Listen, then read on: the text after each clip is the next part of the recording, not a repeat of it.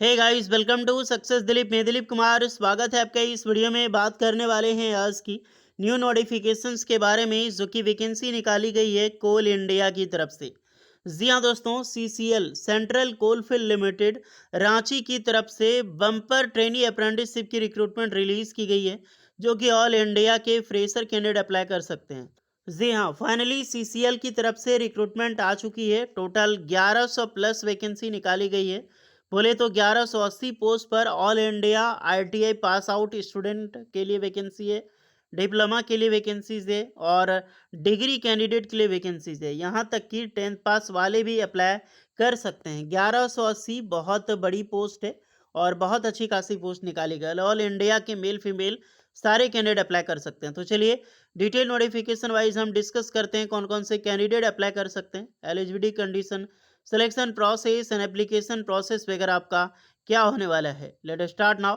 आगे बढ़ने से पहले चैनल पे अगर आप नए हैं so please do subscribe and hit the bell icon, ताकि इसी तरह लेटेस्ट सरकारी नौकरी की अपडेट आपको हमेशा मिलते रहे। आप अपना ट्रेड, अपना ब्रांच ज़रूर कमेंट करके बताइएगा, ताकि आपको रिप्लाई मिल जाएगी कि आप एलिजिबल हैं अप्लाई करने के लिए या फिर एलिजिबल नहीं है। ओके, तो चलिए शुरू करते हैं।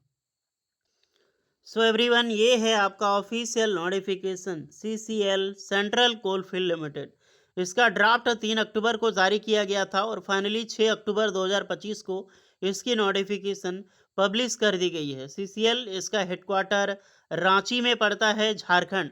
झारखंड में दो बीसीसीएल, जैसे आपका एक है BCCL totally Bharat coking coal limited, यानी कि ऑल ओवर इंडिया का हेडक्वार्टर कोल इंडिया का जो बीसीसीएल का वो धनबाद में है, और सेंट्रल कोलफील्ड लिमिटेड का आपको रांची में देखने को मिलेगा।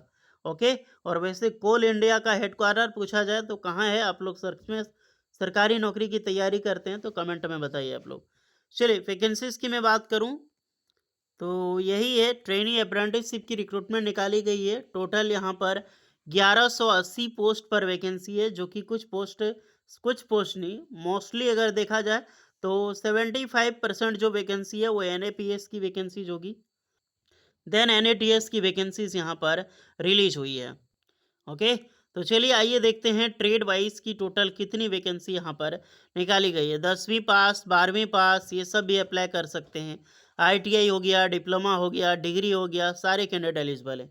तो पहले हम देखने वाले हैं ट्रेड अप्रेंटिसशिप फॉर एनएपीएस के अंडर से वैकेंसीज जो निकाली गई है। सबसे ज़्यादा वैकेंसी है इलेक्ट्रिशियन की। टोटल 300 वैकेंसी निकाली गई है एक इलेक्ट्रिशियन की, जहाँ पर 10th पास प्लस आईटीआई के कैंडिडेट जो इलेक्ट्रिशियन ट्रेड से पास आउट है, एनसीवीटी वाले अप्लाई कर सकते हैं। ओके, नेक्स्ट है फिटर के लिए 150 वैकेंसीज है, और मैकेनिक डीजल के लिए टोटल 35 है, वेल्डर के लिए 15 है, कंप्यूटर ऑपरेटर एवं प्रोग्रामिंग सहायक यानी कि कोपा के लिए 10 वैकेंसी निकाली गई है। सहयोगी कानूनी सहायक जो 5 वैकेंसी निकाली गई है। एक है हेल्थ सैनिटरी इंस्पेक्टर में, जहाँ पर इसमें भी टोटल 5 वैकेंसी रिलीज हुई है।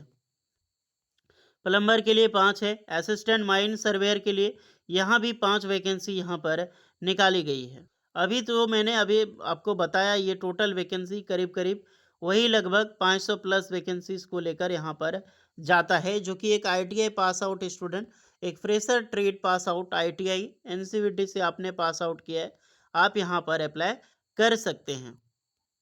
एक जो सहयोगी कानूनी सहायक है उसमें एलएलबी मांगा जाएगा।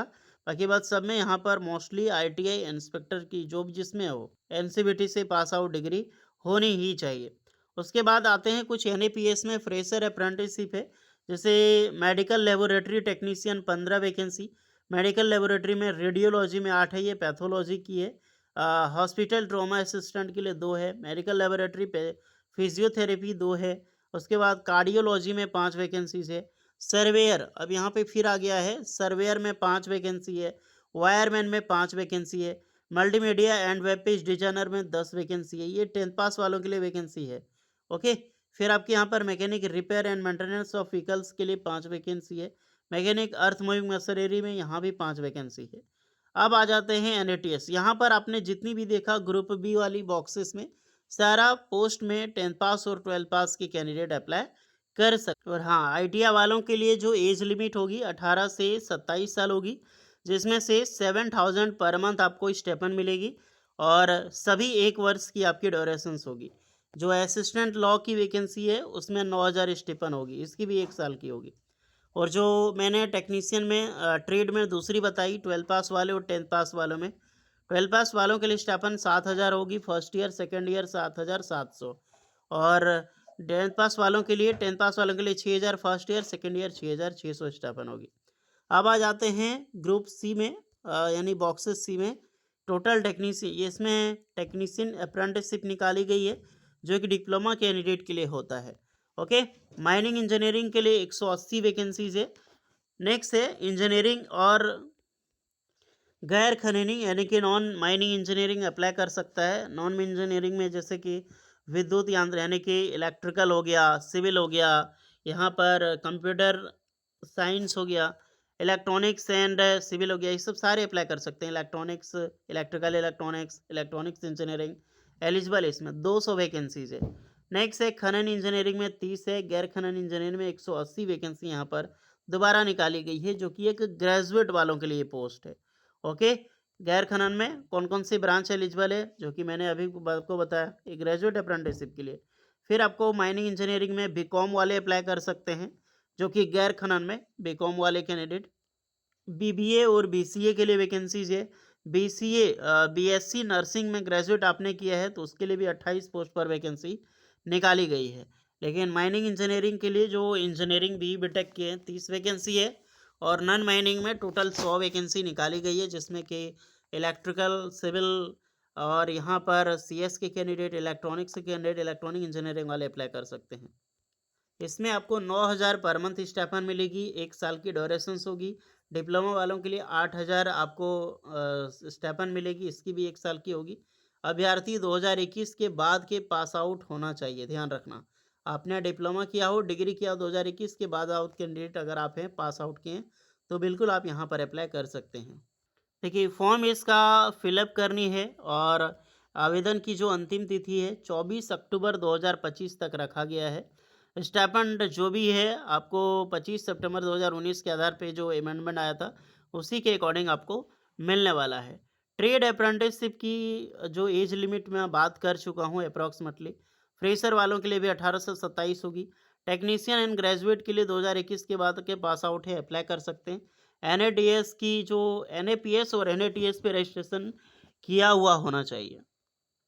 एप्लीकेशन कैसे अप्लाई करना है तो ध्यान रखना, सबसे पहले आपको एनएटीएस पोर्टल, अप्रेंटिसशिप पोर्टल पे रजिस्ट्रेशन करना है। देन उसमें जाकर एस्टैब्लिशमेंट कोड जो है सेंट्रल कोलफील्ड लिमिटेड, ये सर्च करना है। सर्च करने के बाद आपको आ जाएगी सीसीएल, देन यही इसी पे जाकर आपको अपना फॉर्म अप्लाई करना है डियर।